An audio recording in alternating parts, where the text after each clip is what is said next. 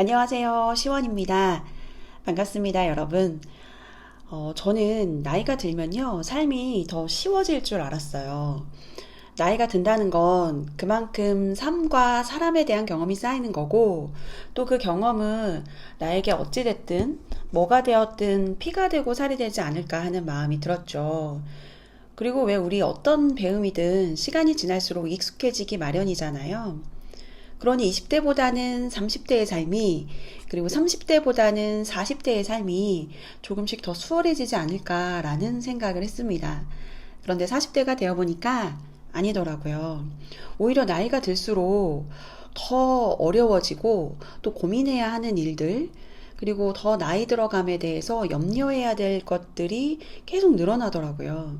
그래서 이제서야 좀 비로소 나이 들수록 삶은 녹록지 않다는 것을 알아가고 있습니다. 특히 마음적인 면에서 그렇게 느끼게 되는 일들이 많은 것 같아요. 그래서 필요한 게 종종 나의 마음을 들여다보고 헤아리면서 건강하게 잘 숙성되고 있는지 그렇지 않은지 잘 체크해보는, 그러면서 수련의 과정이 필요하더라고요. 그래야 내가 가진 고집이나 아픔, 상처, 부정에서, 그리고 타인에 대한 답답함이나 미움, 괴로운 심정, 갈등 이런 거 있잖아요. 이런 것들에서 조금이나마 자유로워질 수 있다는 것을 알게 되었습니다. 그래서 이번 영상에서는 나이 들수록 조금이나마 평온한 마음으로 살아갈 수 있는 작은 방법 몇 가지를 나눠보려고 합니다. 첫 번째는요, 두고 보자 하는 마음을 갖지 않는 거예요. 원래 두고 보자라는 말은 누군가에게 어떤 일에 대해 벼르거나 안갚음을 하겠다고 할 때 하는 말이죠. 그런데 오늘 제가 여러분에게 전하는 의미는 이런 복수의 의미가 아니라 너 그럴 줄 알았어, 혹은 네가 그럼 그렇지 뭐 라고 반응하는 것에 대한 얘기입니다. 제가 엄마랑 가끔 여행을 다니는데요, 여행 말미쯤 되면 이런 얘기를 나눠요. 아빠가 집 청소를 좀 했을까? 안 했을 거야. 한번 봐봐. 했나 안 했나 라고요. 저희 맘대로 추측을 하는 거죠. 그리고 엄마가 집에 도착을 했는데 역시나 청소가 안 되어 있다? 그러면 이제 그때 터져 나오는 말이 당신 내 이럴 줄 알았어, 이 말이죠. 또 제 주변에 결혼한 친구들을 보면 이런 일들도 있는데요. 남편이 콜라를 마시는 걸 보고 저 콜라 마시고 난 뒤 빈 캔 저거 휴지통에 버리나? 두고 보자, 이렇게 생각을 하는 거죠. 그리고 만약에 남편이 그걸 안 버렸다? 마시고 난 다음에 그냥 그 자리 위에, 싱크대 위에나 테이블 위에 두었다? 이러면 이제 너 이럴 줄 알았어 라는 약간 화가 섞인 말이 튀어나옵니다. 이렇게 안 할 줄 알았어, 그럴 줄 알았어, 네가 그렇지 뭐 라는 이 말은요, 미리 결과를 부정적으로 짐작하고 그 일이 그렇게 일어났을 때 그 사람과 그 행동을 비난하고 못마땅해 하는 마음이죠. 이런 마인드는 상대방의 마음뿐만 아니라 나의 마음까지도 망가뜨리는 불필요한 마음이라는 생각을 하게 되었어요. 물론 오죽하면 이 말을 하겠어요? 라고 반문하는 분도 있을 겁니다.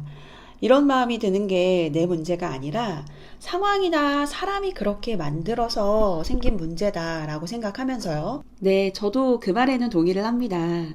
처음부터 잘했으면, 한 번 말했을 때 좀 들었으면 하는 좀 속상한 마음도 들죠. 그런데요, 잘잘못을 따지기보다는 내가 상대방을 비난하는 마음을 갖는 상태라는 것에 집중을 하면 어떨까 해요. 누군가를 좋아하고 사랑하는 마음에도 에너지가 필요하듯 비난하는 마음에도 큰 에너지가 소모되잖아요. 특히 이렇게 부정적인 마음의 에너지를 쓰는 건 그렇지 않을 때보다 더 괴롭고요. 이런 마음이 들 때 우리의 신경은 더욱 날카로워지고, 그러다 보면 더 그 과민성 약간 신경장애랄까요? 예민해지기도 하고요. 굳이 가지 않아도 될 마음의 길을 제 스스로 걸어 들어가는, 그런 모습이 되더라고요. 그러니 그냥요, 우리 그렇게 하지 말고 이렇게 해줘 라고 내가 원하는 것을 구체적으로 상냥하게 전달하면 어떨까 해요. 물론 여러 번 말했는데도 안 듣는다면 그건 또 다른 문제겠죠. 만약에요, 여러분, 누군가가 너 그럴 줄 알았어 라는 말을 여러분에게 한다면 기분이 어떨까요? 아마 불만이 있거나 요청할 일이 있으면 미리 말하면 되지. 가만히 있다가 왜 갑자기? 이런 언짢은 마음이 들 수 있을 것 같아요. 그래서 이때 내 기분을 생각하면 나 역시 타인에게 함부로 그럴 줄 알았어 라는, 왜 이 말 안에는 이런 좀 뉘앙스가 있는 것 같아요. 나는 잘하고 있는데 네가 문제야 라는 좀 불편한 느낌이요. 그러니까 이런 말은 하지 않는 게 어떨까 합니다. 두 번째는요, 타인의 행동이나 말을 너무 이해하려고 애쓰지 말자입니다. 우리 사람은 각각 개별적인 인격체이고, 그래서 성격과 가치관, 그리고 삶의 방식, 뭐 이런 것들이 모두 다르죠. 그리고 우리는 모두 나를 중심으로 사물이나 어떤 현상을 받아들이고, 내 생각이나 감정에 의해서 모든 걸 이해하고 판단하는 자기 중심성을 가지고 있습니다. 그래서 여러분, 같은 걸 봐도 그 본 포인트가 다르고 그것에 대한 느낌이 우리 모두 다를 때가 좀 있잖아요. 그리고 태어날 때부터 같이 자란 가족조차도 다 제각각의 생각과 삶의 방식을 가지고 있으니 가족이 아닌 사람들은 더 다르겠죠. 그러니 우리는 늘 크고 작은 갈등 속에서 얽히고 설키며 살아갑니다. 그리고 이런 말 가끔 하죠. 아, 진짜 이해 안 되네. 쟤는 대체 왜 그러는 거야? 저도 이런 생각을 한 적이 수없이 많습니다. 가족 안에서도 그랬고요. 친구 사이에서도 그랬고요. 그리고 일을 하면서 만난 사람들 사이에서도 그랬어요. 그러고 보니 제가 오늘도 이런 생각을 했었네요. 다만 다른 점이 있다면 상대에 따라서 이해가 되지 않는 부분에 대해서 제가 그걸 내색하는 그 감정의 표현의 정도가 달랐을 뿐이죠. 아무래도 가족에게 제일 좀 강하게 못되게 좀 하죠. 가끔 어떤 이해 과정에는 말 그대로 애씀이 필요했어요. 애쓴다는 말은 마음과 정신적인 힘을 다해서 무엇을 이루려고 힘쓴다는 의미잖아요. 힘을 쓴다는 것은 나도 모르게 타인과의 다름을 틀림으로 받아들이고 있는 건 아닌가 하는 생각도 하게 되었고요. 나이 드니까 이런 생각을 다 하게 됩니다. 심리학에서는 인정하고 수용하라는 말을 하기도 하는데요. 사실 저는 그것도 꽤 애써야 하더라고요. 인정이 돼야 수용이 되는데 애초에 그렇게 여겨지지 않는 것에 대해 수용하기는 조금 어렵더라고요. 뭐 예를 들면 이런 거 있잖아요. 왜 너는 빨강이 예뻐? 나는 파랑이 예쁜데. 뭐 이런 건 이유가 될 수 없는 거잖아요. 취향은 논쟁하지 않는 것이다 라는 말이 있는데요. 사람마다 가지고 있는 생각이나 느낌, 뭐 어떤 것에 대한 감정도 어찌 보면 오랫동안 그 사람만의 그 쌓아온 취향의 기반이 된 게 아닌가 하는 생각이 들었어요. 그러니 논쟁할 필요가 애초에 없는 거죠. 그래서 저는요, 요즘 저와 생각이 달라서 약간 이해가 안 된다라는 생각이 드는 사람을 만나면 그냥 마음속으로 아, 이 사람 참 색다르구나 라는 생각을 합니다. 다르다. 너는 나와 달라. 하면 손을 딱 긋는 느낌이 들지만 다름을 인정하는 것보다 그렇게도 생각할 수 있겠구나 라는 여지를 주는 뉘앙스가 있는 것 같아서 이해해야 된다, 존중해야 한다는 무게감이 좀 덜한 느낌이에요. 뭐 저만의 느낌일 수도 있는데요. 뭐 어쨌든 말의 뉘앙스가 감정을 결정하기도 하잖아요. 그리고 한 가지 덧붙이자면요. 누군가의 어떤 행동과 말은 정말 내가 그 사람이 처해 있는 환경, 애로사항, 속사정, 뭐 이런 걸 다 알 수가 없으니까 그 사람이 되어보지 않는 이상 내가 겪어보지 않은 것에 대해서 함부로 말하는 건 좋은 방법이 아니다라는 생각을 해봤습니다. 그리고 그때는 틀리다고 생각을 했는데 시간이 지나고 보니 혹은 내가 그 상황이 되어서 보니까 아, 그럴 수도 있겠구나. 지금 생각해 보니까 맞네. 라고 그때서야 그 다름을 인정하게 되고 이해하게 되는 일들이 존재하기도 하니까요. 세 번째는 타인의 말이나 행동에 과도하게 의미를 부여하지 않기입니다. 살다 보면 누군가의 말이나 행동에 상처받고 속상해하는 그리고 좀 시간이 지났음에도 불구하고 문득문득 맘속에서 떠오르면서 좀 곱씹게 되는 그런 경우가 있어요. 여러분 다들 해보셨죠?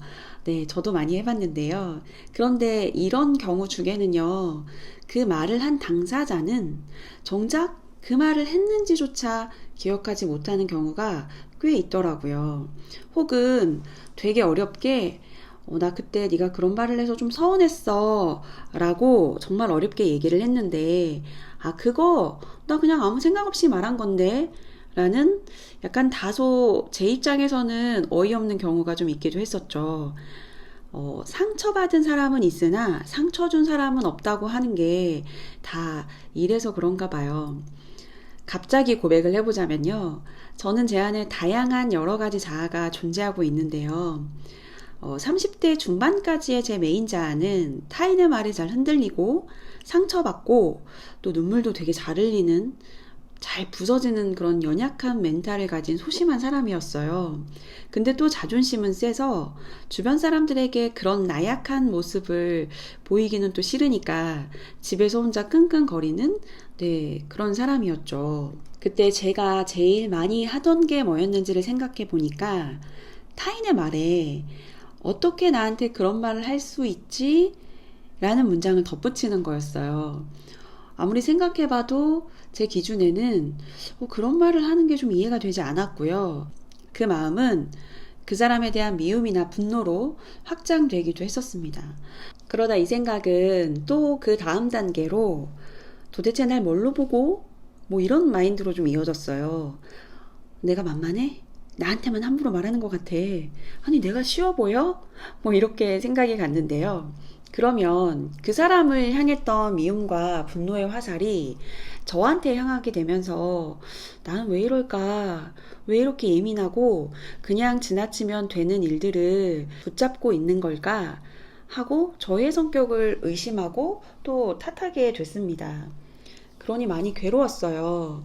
그런데 이게 멈추기가 쉽지 않은 게 생각이라는 게 긍정적인 방향보다 부정적인 방향으로 쉽게 흐르잖아요. 그러니 이런 생각들이 꼬리에 꼬리를 물고 자꾸 저를 이렇게 깊은 지하세계로 데려갔고 시간이 지나도 이게 잘 잊혀지지 않고요. 막 일기장 같은 데다가 막 이렇게 토해내기도 했었어요. 그러다 이제 이런 생각을 좀 하게 됐죠. 괜히 내 감정을 그 말에 덧붙여서 의미를 부여하고 있는 건 아닌가?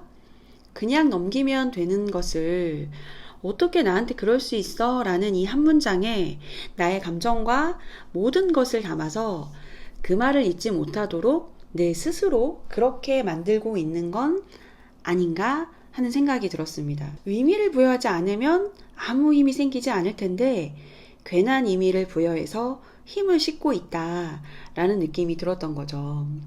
그래서요. 어떻게 그럴 수 있어? 라는 생각이 들면 그럴 수 있어. 사람이잖아. 또는 어떻게 그런 말 할 수가 있지? 이런 이제 약간 격한 그런 생각이 들면 말이라고 다 말이겠어? 라고 생각하면서 굳이 의미를 부여하지 않게 생각을 조금 바꿔본 거죠. 처음에는 그렇게 효과 있다는 생각을 못 했는데요. 하다 보니까 어떤 변화가 생겼냐면 그 말과 행동에 속상해하는 그런 시간들이 점점 줄어들게 됐어요. 아무 생각 없이 그 말 속에서 허우적거릴 때보다 훨씬요. 한 일주일 가던 게 하루 이틀이면 말끔해지기도 했고요. 때로는 듣자마자 아무렇지 않게 털어내지기도 하더라고요. 굉장한 훈련가 되는 그런 훈련 과정이었습니다. 그리고 앞에서 말씀드렸듯 정말 내게 상처 준 그 사람은 그 말을 했는지 어떤 행동을 했는지 기억하지 못하거나 아니면 이미 잊어버렸을 확률이 높거든요. 그러니 수신인인 나도 굳이 오래 붙들고 있을 이유가 없더라고요. 돌아보니까요, 여러분, 이런 과도한 셀프 의미 부여는 내 스스로에게 실망과 불안만 남겨주는 부질없는 일이더라고요. 그러니 우리 이런 과도한 의미 부여는 멈추도록 합시다. 마지막으로 네 번째는 화를 내기보다는 유연하게 대처하는 게 나를 위한 건강한 선택이다 입니다. 전에는요, 누군가 제게 공격을 한다고 느끼면 여기서 공격이라 함은 그 사람의 말에 제가 불쾌감이나 부당함을 느꼈거나 아니면 제가 봤을 때 그 사람이 제게 좀 이유 없이 너무 불같은 화를 낸다 혹은 손해를 입힌다 라고 느껴질 때 이런 상황들을 얘기합니다. 아무튼 이런 공격이 좀 느껴지면요. 저도 좀 같은 결로 대응을 했었어요. 제가 아까 제 안에는 여러 가지 자아가 있는데 좀 소심하고 예민하고 유리 멘탈을 가진 자아가 있다고 했잖아요. 그런데 그 와중에 좀 강한 자아가 아주 조그맣게 있는데요. 이럴 때 좀 튀어나오는 자아 같아요. 그래서 그런지 예전에는 눈눈이라는 말을 좀 좋아했거든요. 그래서 상대가 들이받으면 나도 같이 들이받아야 된다. 급발진 해줘야 된다. 뭐 이런 거요. 그런데 그러고 나서 집에 돌아오면 괜한 후회가 될 때가 많은 거예요. 아니, 분명 그 순간에는 나도 당신한테 지지 않는 사람이야. 다음부터는 이러지 마세요. 내가 이렇게 해야지 이분이 또 다른 사람한테도 함부로 대하지 않겠지 하는 뭐 이런 약간 정의감과 뭐 이런 것들을 좀 시원하게 보여주고 온 것 같은데 나중에 생각해보면 왠지 마음에 걸려서 오히려 언짢은 느낌이 든다는 거죠. 그러다가요, 이런 마음이 좀 반복이 되니까 저의 선택을 좀 바꿔보기로 했습니다. 상대방이 내게 들이받으려고 달려들 때 살짝 이렇게 옆으로 피하는 걸로요. 상대방의 화에 같이 화를 내는 불이 되기보다는 끓어오른 불을 한 김 이렇게 딱 식힐 수 있는 그런 사람이 좀 되기로 했어요. 특히 이성적인 대화가 유지되기 힘들 때라고 판단이 됐을 때, 혹은 뭔가 저의 촉이, 왜 그럴 때 있잖아요. 그냥 뒤돌아가, 그냥 지나쳐. 라고 내 안에 어떤 그 내면의 목소리가 나에게 이렇게 얘기를 할 때, 뭐 그럴 때는 굳이 자존심을 세우지 않고 그렇게 했습니다. 그리고 이제 이런 생각을 좀 했는데요. 오늘 저 사람 일진이 좋지 않은가 보다. 뭐 요즘 화가 많고 스트레스가 많거나 안 좋은 일이 좀 있나 보다 하고요. 물론 내가 가진 부정적인 감정을 남에게 토해내면 안 되죠. 그렇지만 사람 마음이라는 게 늘 평정심을 또 유지하기는 어렵잖아요. 저도 그럴 때가 있기도 하니까요. 그래서 저는 너는 급발진하지만 나는 내가 가는 게 내 페이스대로 가겠어. 이런 태도로 그 순간을 유연하게 넘겼더니요. 눈눈이로 상황을 대할 때보다 마음이 한결 편하더라고요. 그리고 이렇게 몇 번 하고 보니까 이것이야말로 그 사람이 아니라 나를 위한 나의 정신적 건강을 위한 올바른 선택이었구나라는 것을 알게 되었습니다.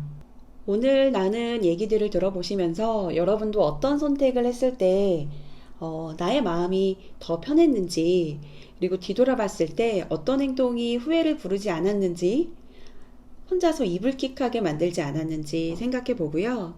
다시 그런 선택의 기로에 놓였을 때 건강하고 또 여러분들의 마음이 조금이나마 편안한 그런 선택을 하시길 바라면서 오늘 영상 마치겠습니다. 영상 내용이 조금이라도 도움이 되셨다면요. 구독과 좋아요 부탁드릴게요. 그럼 모두 시원한 밤 되세요. 감사합니다.